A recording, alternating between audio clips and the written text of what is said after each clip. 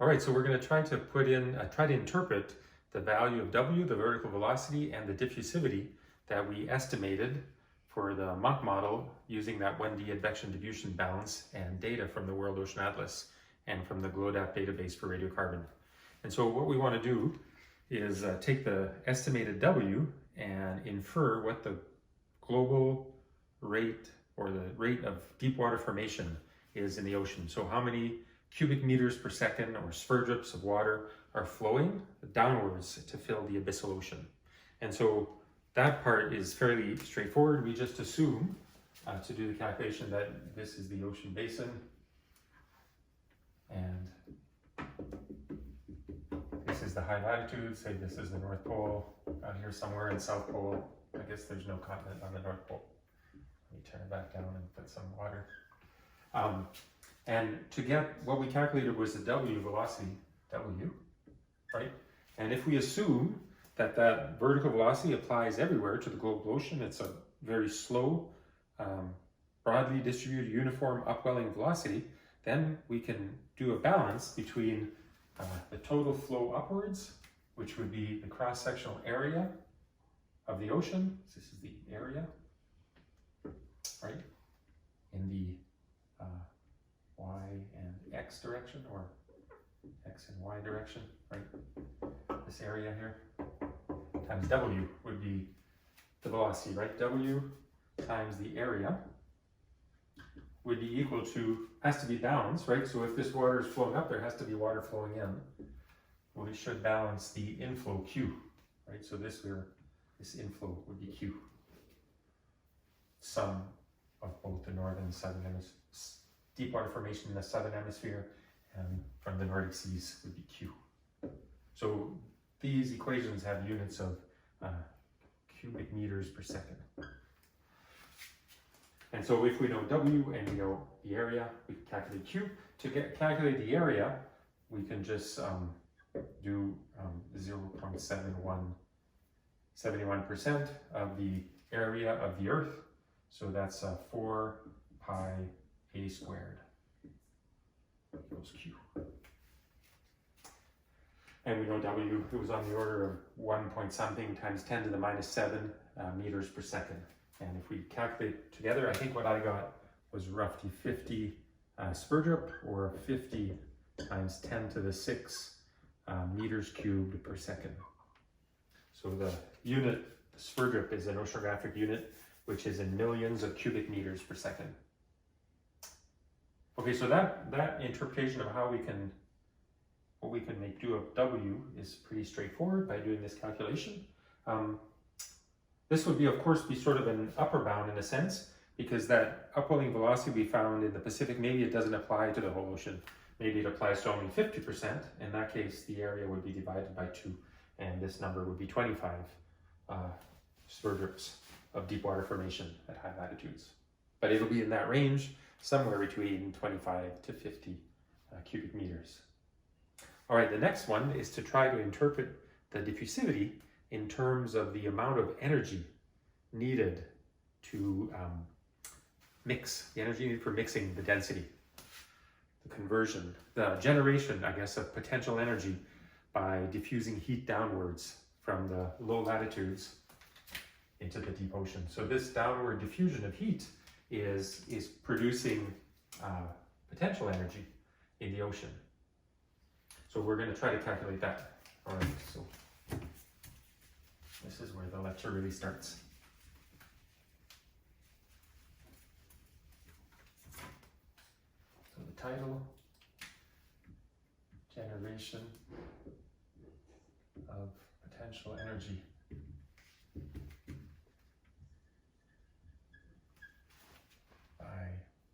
Potential energy, P, E, by mixing them.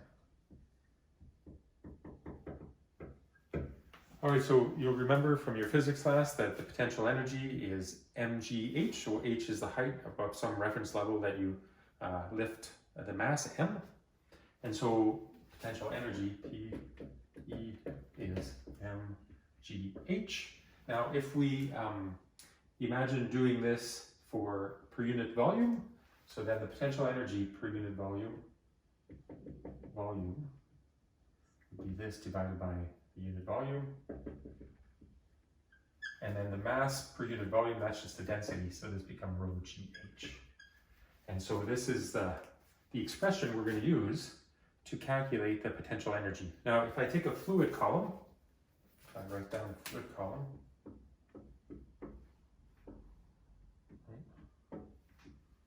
this, and this fluid column, this is Z, and this is Z equals 0, and this is density. Now, typically the density will be less near the surface and it will increase with depth, right? It's less because if it was the other way around, if it was denser, then the water would just sink downwards and the more buoyant water would rise up and it'd be an overturning. So usually we have a stable stratification like this. Now, if we want to calculate the potential energy in this water column, we should pick some reference level. Let's say we pick Z equals 0, and then we multiply rho G times H, and H would be different for every fluid column. And then we'd sum, sorry, not every fluid, for every fluid parcel. And so to get the total potential energy per unit volume for this volume of this column, we have to do the integral over the full depth of the water column. So that's what we're going to do. So the potential energy in this water column, right, is going to be the cross-sectional area, dA. So I'm writing down what the unit volume is. Here's dA. And then we're going to do the integral from 0 down to the bottom of rho G Z, dZ. And Z here is the height coordinate. So we're summing up the potential energy contribution from every bit of mass in the water column. Okay, so this is the expression we have for the potential energy, and now we're going to try to relate this, the change in potential energy, to quantities we know from the Munk model. So here, if we took the time rate of change of the potential energy, that would lead to the time rate of change of the density, right? G and Z are constants. The limits of integration don't depend on time, so if we took the time derivative, we could take it inside the integral sign and do the integral that way. Take the derivative on the inside. And so what we'll need is an expression for d rho dt. So let's write down what we have for the Munk model. So for the Munk model, if you recall, the equation was d theta, where theta is the potential temperature or the conservative temperature, dt plus w d theta dz equals kappa d2 theta dz squared. And similarly, we also had an equation for salinity, ds dt plus w ds dz is equal to kappa ds squared dz squared. Now, in the Munk model, we assume that these were 0, these time derivatives, because we were in steady state. We'll do the same thing here, but we're going to keep them for now to help orient us how we're going to construct the density and then the potential energy from the theta and the s variable.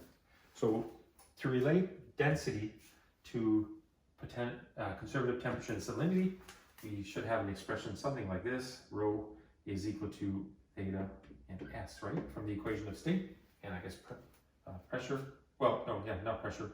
Since this is potential or the conservative temperature, the density just depends on these two variables. Okay, so what we're going to do, we're going to approximate the equation of state to make the calculation simple by a linear expression. So we're going to say that the density rho, or the potential density rho hat, is equal to some reference density rho naught times 1. So this would be the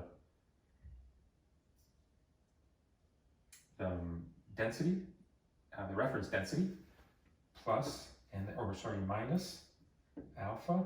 So this is the thermal expansion coefficient, so this will make it less dense, times T minus T naught. So assuming that rho naught is equal to rho hat, rho naught, yeah, of theta naught and S naught. So the reference density would be the density at some fixed temperature, conservative temperature and salinity. So if we deviate away from, oh, I should put theta here, theta minus theta naught. If we deviate away from theta naught, then that will make the waters, like if theta is bigger than theta naught, then the density will be a little bit less, right? Because you warmed it from the reference value. And similarly, beta S minus S naught. If S is a little bit bigger than S naught, then we will have a contribution that will make this more dense. So this will be the expression for the potential density that we will use for a calculation. So what we're going to do is we're going to take this equation and multiply it by minus alpha, or rho naught minus alpha, and this equation by rho naught beta S, and then add the two together, right? So let's do that. So let's give these names 1 and 2. And now multiply 1 by minus alpha rho naught plus beta, equation 2 times beta rho naught. Right? If we do that, then remember, we're going to assume, to make everything simple, that alpha and beta, as well as rho naught, of course, are all constants. They don't depend on time or space or anything like that. So we're doing a simple case. Now, if I multiply this one, equation 1, by minus alpha rho naught, I could take it inside the time derivative. So I will get d by dt of, open parenthesis, rho naught times minus alpha theta, right? And then from this term, where I multiply by beta rho naught, I'll get plus beta S. That takes care of these two. Now with these terms, I will get plus W d by dz rho naught, and again the same expression, minus alpha theta plus beta S, and equals kappa d by dz squared, second derivative of rho naught minus alpha theta plus beta S.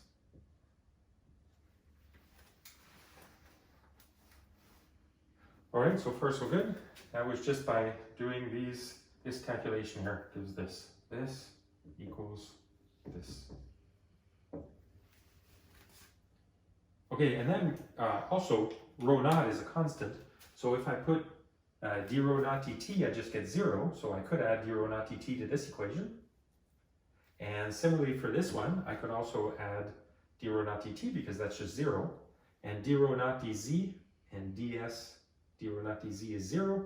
And so if I had rho naught inside each of these expressions, right, or 1, then the derivative will make it 0, so I'm not adding anything. Similarly here, I can add a 1, and I still have the same expression. That I'm not changing the equality because rho naught is constant. So if I do that, then the equation will become, I can just sneak in a 1 in here. 1, right? I'm not changing it because d by dt of rho naught is 0. And here I can add a 1 minus, and again, d by dz of rho naught is 0, and same thing here. And the reason I want to put that 1 here is that this here, let me write it in red, this is this expression. Oh, not quite. I need to do one more thing. It's almost this expression. I also have to add rho naught plus beta naught, right? This is also a constant. So for the same reason that I could add rho naught, I could also add a rho naught plus alpha theta naught inside here. So these expressions, nothing would be changed if I just replace theta by theta minus theta naught. And here S, replace it by S minus S naught, right? Because I'm taking the time derivative. So those constants don't matter. Theta minus theta naught plus beta S minus S naught.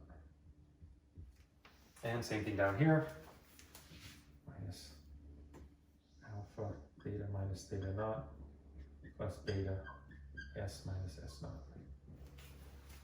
And the whole reason to do this is that now this expression, which is what I want to say, this expression here, which is the same as this one, which is the same as this one, is also this one.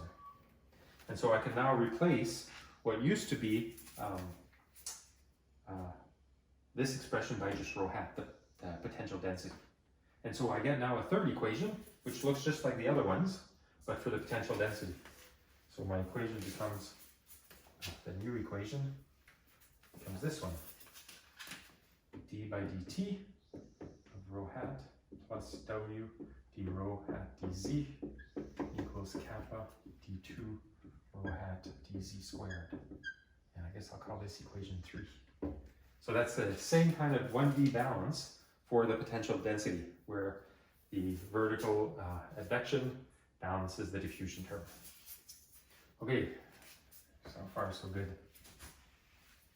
And the reason we want this equation for the density is that now, if we multiply this equation by gz, then we'll have rho gz, which is the expression we need for the potential energy, right? Remember the potential energy, which I erased, is equal to the integral from 0 to the bottom of rho gz dz. I'll just put rho hat. So this is the potential energy expression, and if I multiply it through by gz, I'll have the potential energy density. So let's do that. So 3 times gz becomes, this is g, 9.8 meters per second squared. So this becomes d by dt of rho hat gz plus w d by dz. Oh, now here I have to be careful, right?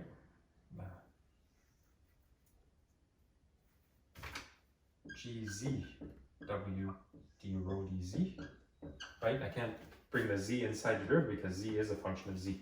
So this is an example where this doesn't work. In this case, I get d by dz. Oh, I'm going to write out and then I'll integrate. So gz kappa d2 rho hat dz squared. All right, so now I'm going to bring the z inside the derivative by kind of integrating by parts, bringing it in and then subtracting it back out. So this right-hand side here will become kappa, or no, I'll bring the kappa inside. Kappa is assumed to be a constant. So I'll get d by dz, and I'm bringing the gz kappa d rho hat dz. I brought this inside the derivative, but now since the z is a function, if I do the product rule, I differentiate with respect to z, I'll get the term g kappa d rho hat dz, right? Which I don't have up here. And so I subtract out minus g kappa d rho hat dz. All right, so that's sort of integrating by part, bringing the z inside the first of the two partial derivatives with respect to z. I get this expression, and then subtracting off the part I would get from the product rule. So if you evaluate this, you'll see that it gives me back that. That's an exercise, you should do it. Okay, now I'm going to integrate this equation from the surface of the ocean down to the bottom so that I can get an expression for the potential energy. So if I do that, what I get is, since the limits of integration here are independent of time, I can do interchange the order. I can differentiate with respect to time, then integrate or integrate before. So this becomes d by dt of the integral from 0 to the bottom of rho hat gz dz, right? After integrating this term, plus the integral from 0 to the bottom of gz w d rho dz dz, that's the integral of this term, is equal to, and this one, when I integrate this first term, right, it's the integral of a derivative, and so it's a perfect differential, and so all I'm going to get is back the expression evaluated at the boundaries at the top and the bottom. So from the first term, I'll get g z kappa d rho hat dz, evaluated z equals 0 and evaluated z equals zb.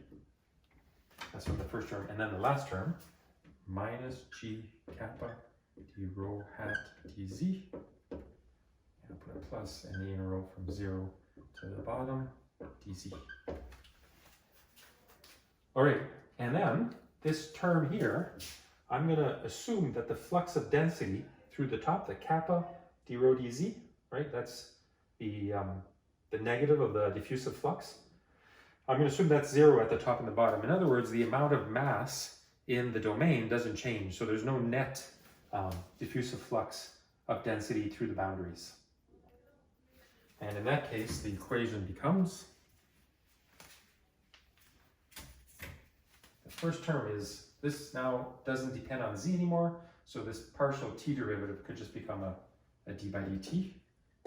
And the expression inside is just the one for the potential energy, right, is equal to, and then I have this term, I'll bring it to the other side of the equal, minus c, where c is equal to the integral from 0 to zb of g z w d rho dz. That's this term. And then I have this last term, plus g. Or maybe I can interchange the order. Let me put g first. G minus c. It looks nicer. And g is then defined as this term.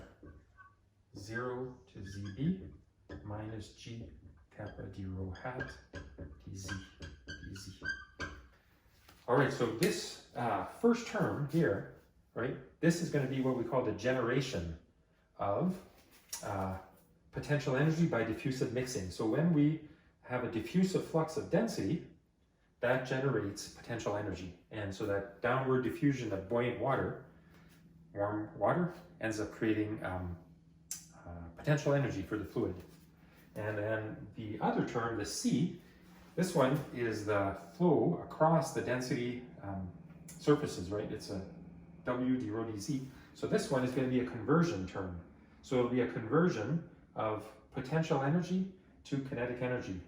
So as if the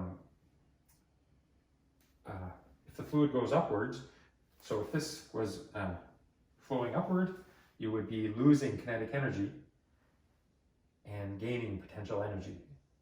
All right? Yeah, so it's sorry, this is the conversion term. Sorry, it's a loss term. So it's the loss of potential energy due to the vertical velocities. So this is the expression here that we can use, this one here in red, to calculate or interpret what the kappa value was in the Munk model. So for this, we got kappa to be about 10 to the minus 4 meters squared per second.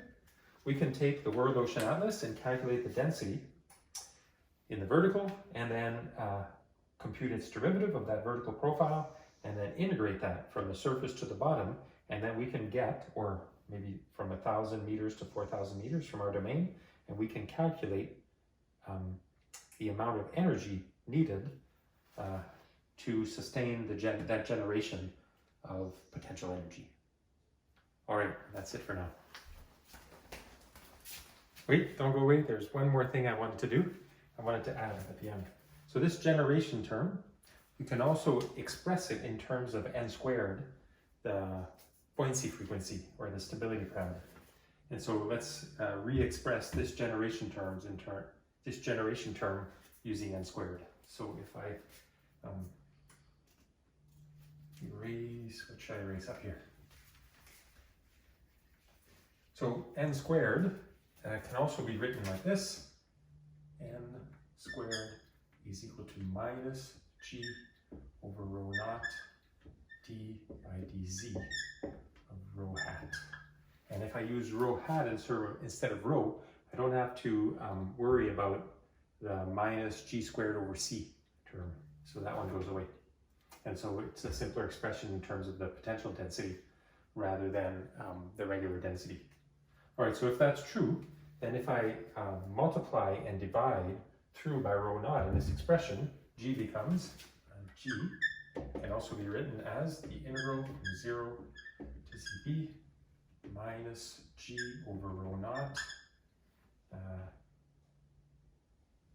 kappa times, so I have kappa g, and if I divide by rho naught, I should multiply by rho naught, times d rho hat dz.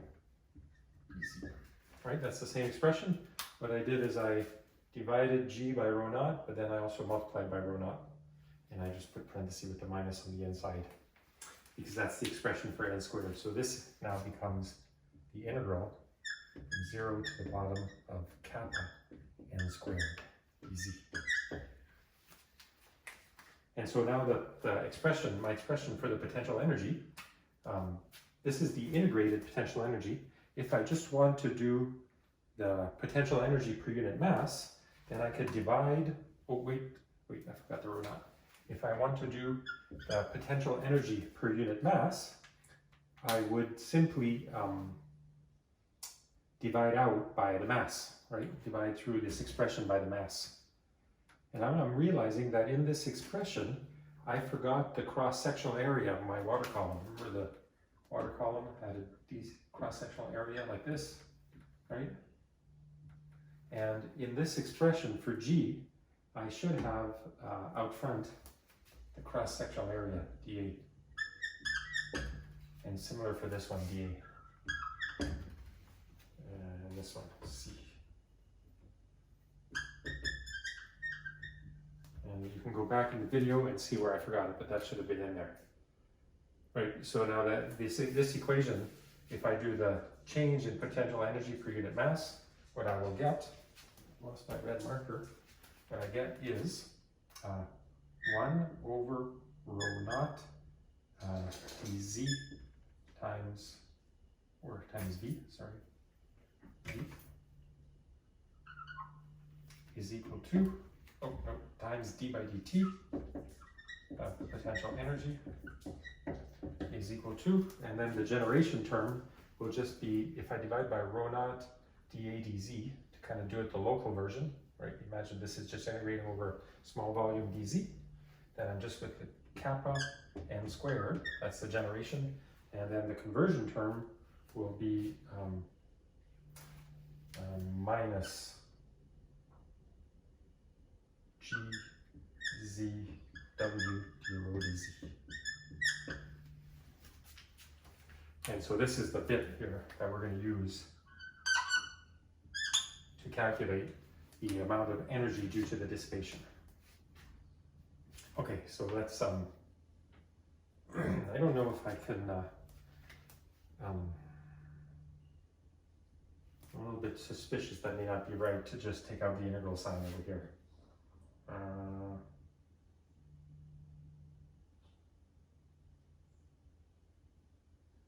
Yeah, I'm not sure about this term.